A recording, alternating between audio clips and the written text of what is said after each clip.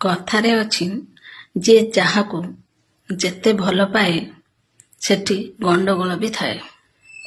ଯଦି ସ୍ତ୍ରୀଟି ସ୍ୱାମୀ ଉପରେ ରାଗ, ରୁଷା, ଅଭିମାନ, ମତାନ୍ତର, ମନମାଳିନ୍ୟ ହେଉଛି, ସ୍ତ୍ରୀଟି ଭାବିଥାଏ ଯେ ସ୍ୱାମୀ ଉପରେ ତାର ସେତିକି ଅଧିକାର ଅଛି ବୋଲି ସେ ଏସବୁ କରିଥାଏ। କିନ୍ତୁ ସେହି ସ୍ୱାମୀଟିକୁ ତା ସ୍ତ୍ରୀ ଆଗରେ ବାହାର ଲୋକଟିଏ ଯଦି କଟୁ କଥା କିଛି କହିଥାଏ, ସ୍ତ୍ରୀ ସହିପାରେନି, ସ୍ୱାମୀ ଆଗରେ ଢାଲ ହୋଇ ଠିଆ ହୁଏ। କୁହନ୍ତୁ ତ ଏବେ, ଏଇଟାକୁ ହିଁ ତ କୁହାଯାଏ ସମ୍ପର୍କ ଆଉ ଭଲ ପାଇବା।